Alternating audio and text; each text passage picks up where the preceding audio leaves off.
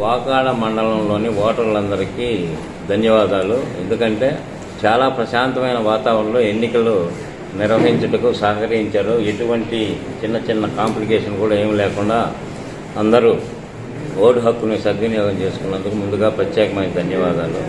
అలాగే మా పంచాయతీ సెక్రటరీస్ కానీ బిఎల్ఓస్ కానీ ప్రతి ఒక్కరూ కూడా ఎన్నికల్లో నిజాయితీగా నిష్పక్షపాతంగా ఎవరి ప్రలోభాలకు లొంగకుండా వాళ్ళ విధులు నిర్వహించడం హర్షణీయము.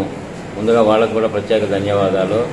ప్రతి ఒక్కళ్ళు కూడా హోమ్ ఓటింగ్లో కూడా పార్టిసిపేట్ చేశారు. ప్రతి ఒక్కరిని ఇంటికి పోయి గౌరవంగా పలకరించి వారి దగ్గర నుంచి ఓటుని పొంది ఆ సమాచారాన్ని తహసీల్దార్ గారికి బ్యాలెట్ రూపంలో సమర్పించడం జరిగింది.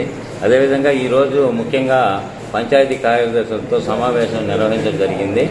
ఈ సమావేశంలో మంచినీటి సమస్య మీద, వేసవకాలం కాబట్టి మంచినీటి సమస్యలు ఏమైనా ఉన్నాయా, బోర్లు ఎక్కడానికి రిపేర్కి వచ్చాయా, లేకపోతే ఇంకా ఏదన్నా ఇతర మంచినీటి అవసరాలు ఏమైనా గుర్తించారా అనే దానికి కార్యాచరణ ప్రణాళికను సిద్ధపరచుకొని ఆ విధంగా సమావేశం నిర్వహించడం జరిగింది. ప్రస్తుతం వాళ్ళు ఎవరు కూడా నీటి ఎద్దడి అనేది ఎక్కడ లేదని తెలియజేయడం జరిగింది.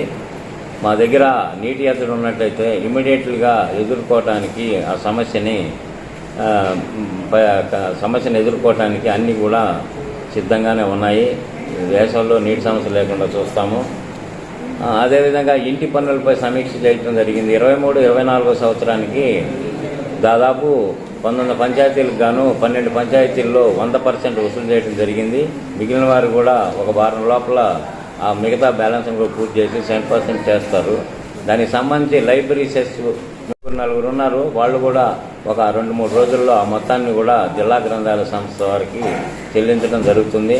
దాని ద్వారా శాఖా గ్రంథాలయాల్లో పుస్తకాలు కొనుగోలుకు కానీ ఇంకోటికి కానీ అవి వినియోగించుకుంటారు. అలాగే సిబ్బంది జీతాలకి ఉండి ఆ శాఖను కూడా పటిష్టం చేయడంలో పంచాయతీ వ్యవస్థ ముందుంటుంది.